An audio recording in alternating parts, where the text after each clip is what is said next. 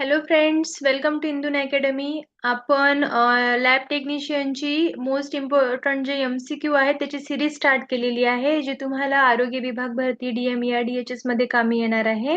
यामध्ये आपण subject wise MCQ घेण्याचा प्रयत्न करतोय आणि तुम्हाला एक्झाम ओरिएंटेड जे क्वेश्चन विचारले जातील ते पाहणार आहोत आपण. Okay.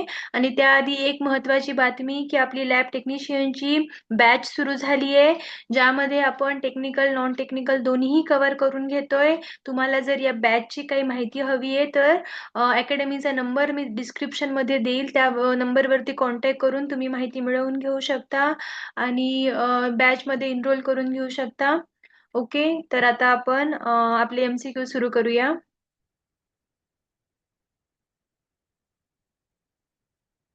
Yes, first MCQ. The RBC pipette in older manual method contains a. काय असणार आहे याचं उत्तर? The RBC pipette in older manual method contains a blue Beed, green Beed, white Beed और रेड बीड. काय असू शकतं याचं answer?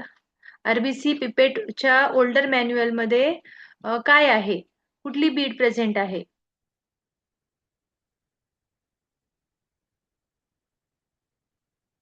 Yes, option D is correct. RBC pipette is identified by a red bead. Red bead ने identify केलं जातं ते. Okay, in a bulb. It is designed for a different dilution ratio than the WBC pipette. आता जे WBC ची pipette असते compare to RBC ची pipette, त्यांचं कसं असतं ते डिफरंटली त्याला काय केलं जातं, वेगळ्या रेशिओ मध्ये डिझाईन केलं जातं. ठीक आहे. Traditional manual method rely on correct pipette selection. आता जी ट्रेडिशनल मॅन्युअल मेथड आहे तिथे तुम्हाला पिपेट सिलेक्शन करेक्टली घ्यावं लागतं. ओके, जर मिस्टेक झाली तर काय होईल? इनकरेक्ट काउंट्स येतील. आलं लक्षात? ठीक आहे, पुढे पाहूया.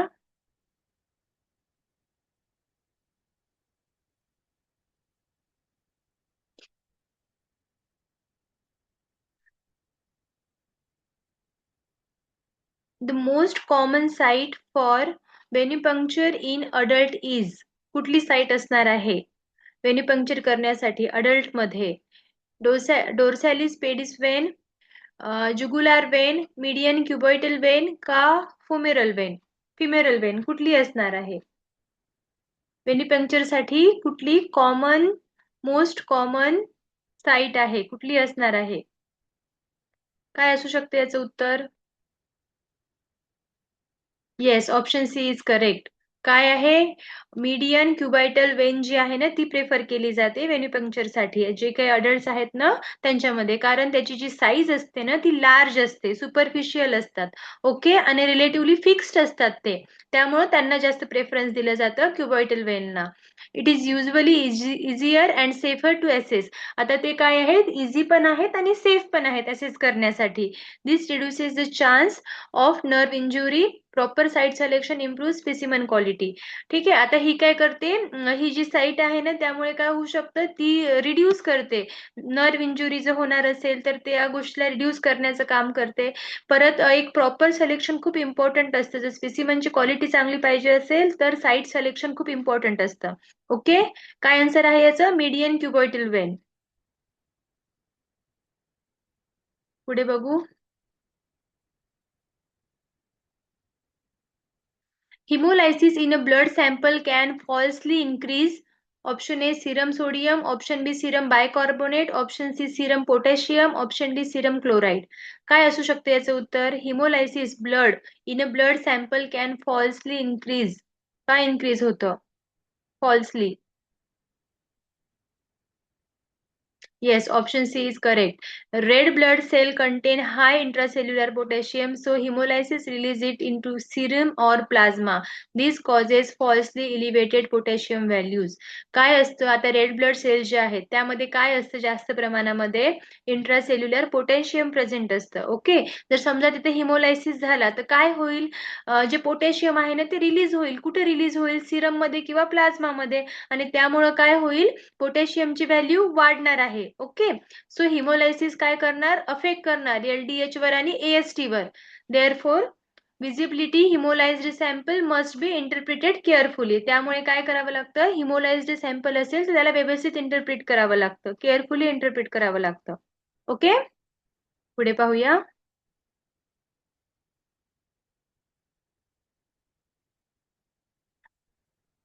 The tourniquet should ideally not be applied for more than about. टॉर्निकेट जो आहे, जो अप्लाय करतो आपण, तो आयडियली किती वेळापर्यंत आपण त्याला अप्लाय केलं पाहिजे, त्यापेक्षा जास्त वेळ आपण त्याला अप्लाय करू शकत नाही. किती वेळासाठी करावं लागतं? 10 मिनिट्स, 1 मिनिट, 10 सेकंड का 5 मिनिट? काय असू शकतं याचं उत्तर? किती वेळापर्यंत आपण त्याला टॉर्निकेटला बांधू शकतो? Yes, option B is correct. जर खूप जास्त वेळ जर बांधलं ना, तर काय होईल? हिमो कॉन्सन्ट्रेशन होईल आणि त्यामुळे काय होतं? रिझल्ट मध्ये अल्टरेशन येते. Okay. It can falsely increase protein, potassium and other analytes, therefore it should be release as soon as possible. Duration around 1 minute is the usual safe limit. ठीक आहे, 1 मिनिटापर्यंत तुम्ही ते ठेवू शकता. त्यापेक्षा जर जास्त वेळ ठेवलं तर काय होतं? हिमो कॉन्सन्ट्रेशन आहे ना, ते काय होतं? बिघडतं. ओके. म्हणजे काय होऊ शकतं? त्यात प्रोटीन, पोटॅशियम किंवा बाकी जे अॅनालाइट्स आहेत ना, ते काय होऊ शकतात? इन्क्रीज होऊ शकतात. त्यामुळं जसं ब्लड सॅम्पल घेणार तसं ऍज सून ऍज ते काय करावं लागतं? रिलीज केलेलं बेटर असतं. ओके. म्हणजे 1 मिनिट पर्यंत सेफ कन्सिडर केलं जातं.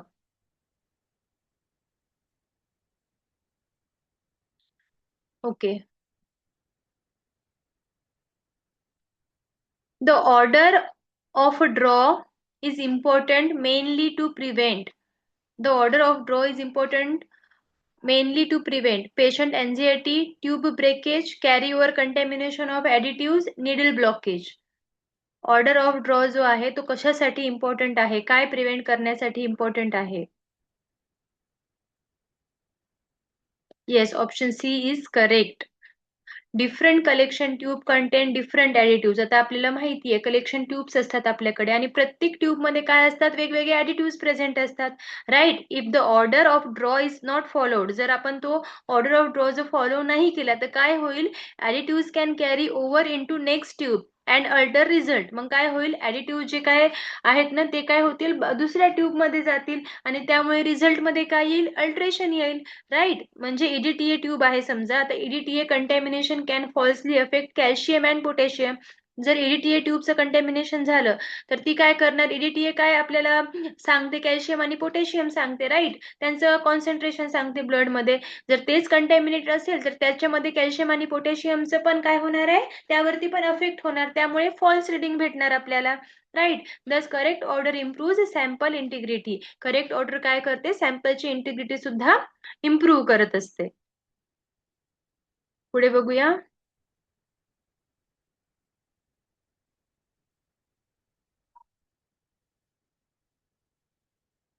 द मोस्ट वाइडली यूज्ड स्टेन for bacteria in routine microbiology is.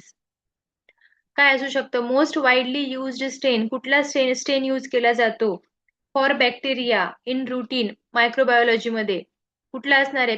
PaaS स्टेन, रिचमन स्टेन, जीएसमा स्टेन का ग्राम स्टेन? काय असणार आहे?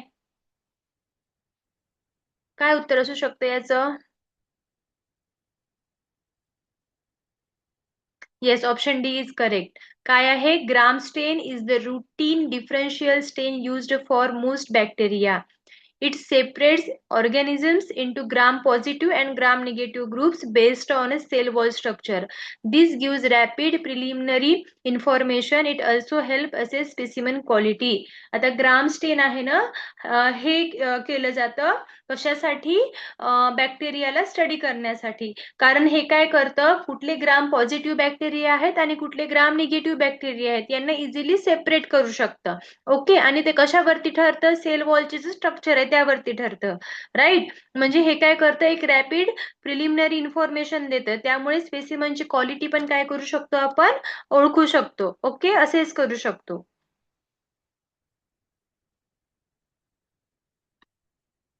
पुढे बघू. Acid fast bacilli are demonstrated by. Acid fast bacilli जे आहेत ते डेमॉन्स्ट्रेट होतात कोणाकडनं? ग्राम स्टेन, इंडिया इंक, झिल निसल्सन स्टेन का अल्बर्ट स्टेन? काय असू शकते याचं उत्तर? Acid fast bacilli. Yes, option C is correct. Ziehl Neelsen जो स्टेन आहे ना तो यूज केला जातो कशासाठी? डेमॉन्स्ट्रेशनसाठी ऍसिड फास्ट बॅसिलीच्या. सच कुठले आहेत आता acid fast bacilli? Mycobacterium tuberculosis आहे. Okay. The organisms retain carbol fuchsin despite acid decolorization. काय होतं, जे ऑर्गॅनिझम्स आहेत ना ते काय करतात, डिकलरायझेशन होत नाहीत. Okay, this property is due to mycolic acid in the cell wall. कारण त्यांच्या सेल वॉल मध्ये काय प्रेझेंट असतात, मायकोलिक ऍसिड प्रेझेंट असतात, त्यामुळे त्यांचं डिकलरायझेशन होत नाही. आणि हे काय आहे, खूप इम्पॉर्टंट आहे स्टेनिंग मेथड मध्ये. जेव्हा आपण ट्युबरक्युलोसिसची चेक करतो ना त्यावेळेस हे खूप इम्पॉर्टंट असतं. ओके, पुढे बघूया.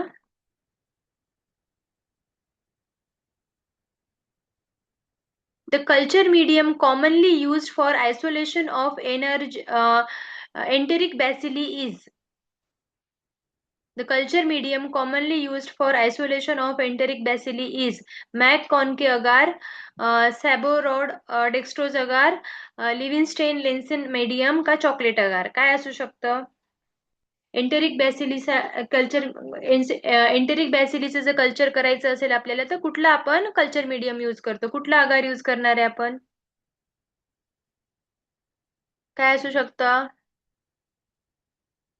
Option A is correct. MacConkey agar जो आहे ना तो यूज केला जातो ग्राम निगेटिव्ह बॅसिलीसाठी. Okay, and differentiates lactose fermenters and non fermenters. आता हे जे आगार आहे तो काय करतो, ग्राम निगेटिव्ह बॅसिलीसाठी जर यूज केलाच जातो आणि तो डिफरन्शिएट पण करतो लॅक्टोज फर्मेंटर्सला नॉन फर्मेंटर्स पासन. Okay, and it is commonly used for enteric organism. जे काही एंटेरिक ऑर्गॅनिझम्स आहेत ना त्यांच्यासाठी हा आगार यूज केला जातो कल्चर मीडियम मध्ये. Lactose fermenters produce pink colonies. आणि कुठल्या कॉलनीज प्रोड्यूस करतात lactose fermenters? Pink colonies produce करतात. Okay, this medium is very useful in routine bacteriology. Bacteriology मध्ये हा मीडियम जास्त प्रमाणामध्ये वापरला जातो. ओके, ग्राम निगेटिव्ह बॅक्टेरिया असतील तर. पुढे बघूया. The medium used for fungal culture is commonly. Fungal कल्चरसाठी कुठला मीडियम कॉमनली यूज केला जातो? Sabouraud dextrose agar, blood agar, nutrient agar का मॅककॉनके अगार? फंगलसाठी, फंगसच्या कल्चरसाठी, फंगसच्या ग्रोथसाठी कुठला मीडियम यूज केला जातो? कुठला असू शकतो? येस, सॅबरोडेक्स्ट्रोज आगार जो आहे ना तो यूज केला जातो फंगलच्या आयसोलेशनसाठी. कारण त्याचा जो पीएच असतो ना, ऍसिडिक पीएच, तो फंगायच्या ग्रोथसाठी अप्रोप्रिएट असतो आणि तो काय करतो, इनहिबिट करतो बाकी बॅक्टेरियाला, मेनी बॅक्टेरियाला, आणि सपोर्ट पण करतो ग्रोथला. जसे की इस्ट आहेत, मोल्ड्स आहेत, त्यांच्या ग्रोथला तो काय करतो, सपोर्ट सुद्धा करतो. Antibiotics may be added when required. It is widely used in mycology. आता जे अँटीबायोटिक्स आहेत ते पण ऍड केले जातात जर गरज असेल तर त्याची. ओके, आता हे केव्हा मायकोलॉजी मध्ये युज केलं जातं, वाईडली युज्ड इन मायकोलॉजी. आलं लक्षात? येस, पुढचा पाहूया एमसीक्यू.